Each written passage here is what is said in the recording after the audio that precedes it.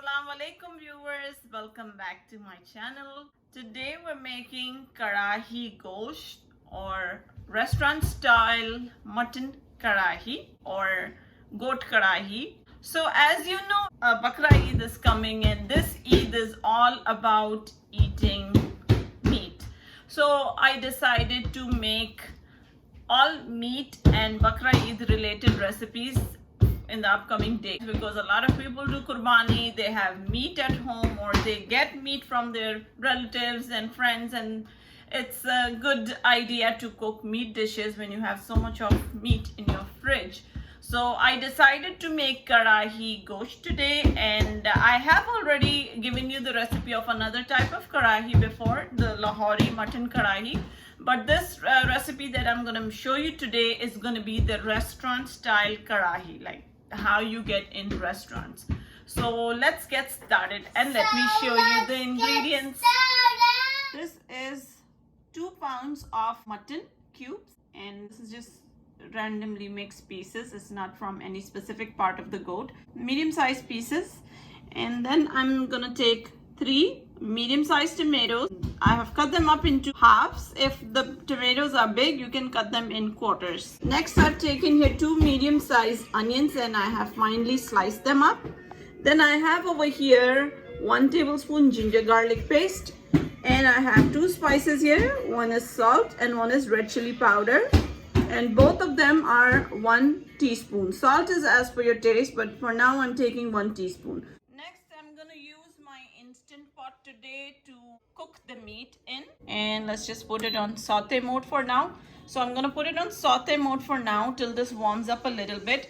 I'm going to use instant pot, but if you don't have an instant pot, use a pressure cooker. If you don't have a pressure cooker, just use the regular pot in which you cook meat, and just cook the meat the way you do till the time it's cooked. So we have to make sure the meat is tender. That's why I'm using an instant pot. Instant pot is going to take lesser time. So into the instant pot goes the mutton. Next goes in the tomatoes. Next goes in the onions, salt and red chili. And then goes in the ginger garlic paste, which was 1 tablespoon. Next, I'm gonna add in half a cup of water. We will just give this a stir before covering the lid. Now I'm going to cover this up.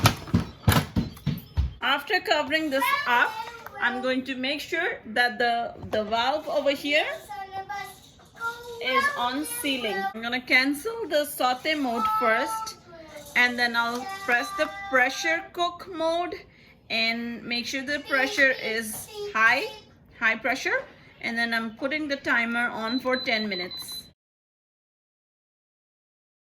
And now I'll see you after this is done.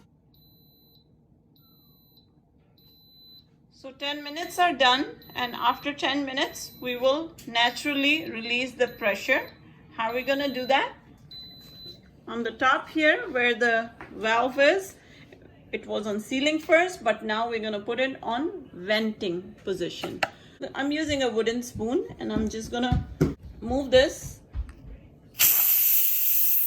Before opening the lid, we'll make sure that this pin over here has dropped. Once you see this pin drop, then it's safe to open the lid. So the pin just dropped. Now it's safe to open the pot. So let's open it.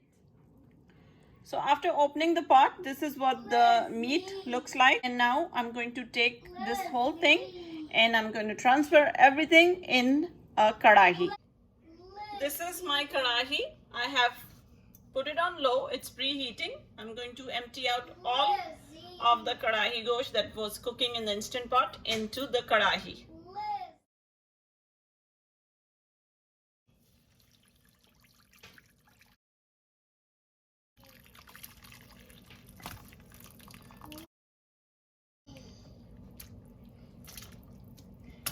Okay, as you can see, we had only added half a cup of water, but so much of water is released from the onion, from the tomato, from the meat. So we have a lot of water in here, and we need to evaporate all this because karahi gosh doesn't have so much of gravy or curry. The purpose of using the instant pot was just to cook the meat. Now we are cooking it in a karahi because this is karahi gosh. So I'm going to turn this on high because karahi is always made on high heat. I'm going to take out all the skin of these tomatoes. And it's gonna come off very easily because the tomatoes are nice and soft.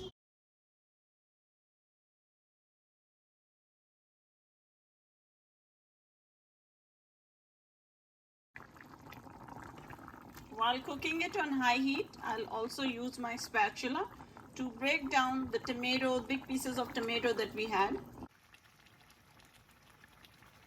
After 15 minutes of cooking on high, uncovered, the gravy has almost reduced to half and it has also started getting thick. Now at this point, I'm gonna add in 3 whole red peppers. I have some julienne cut ginger. I'm gonna add half of this right now and then I'll keep half for later for garnishing. Mix it up again.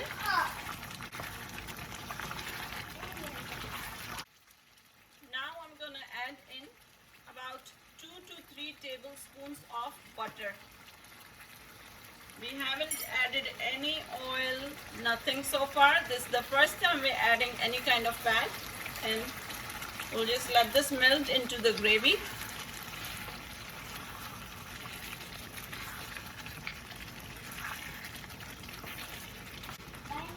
We will let this cook again.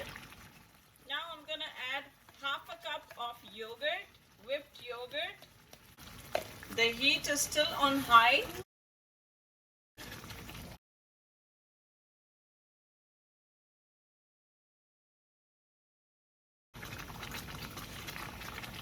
I have about 4 or 5 green chilies. These are the bullet peppers. I'm gonna add this into this.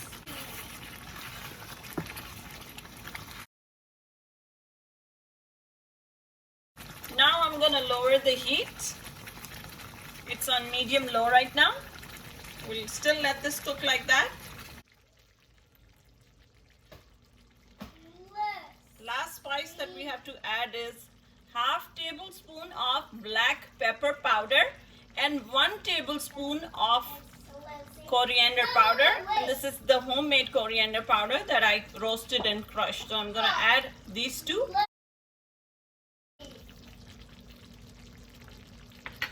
At this point, we can check the salt. If your food needs more salt, you can add it now. So our karahi is basically done. These 2 spices need to be added on the last moment, not during cooking. I didn't turn the heat off yet. It's on low, but I'm about to turn it off. If you can see, the butter is also releasing from the side. Taste is perfect. Everything is perfect. I'm going to turn the heat off. I'm going to cover the lid. Let this stay like this for 5 minutes. After 5 minutes, I'm going to dish it out. After 5 minutes, I'm going to uncover this lid and show you what the karahi is looking like. So this is our karahi and it's still sizzling even though the heat is off. But I just want to show you the butter. See from the sides, the butter has, like the oil from the butter has released. Karahi is ready and I'm going to take it out.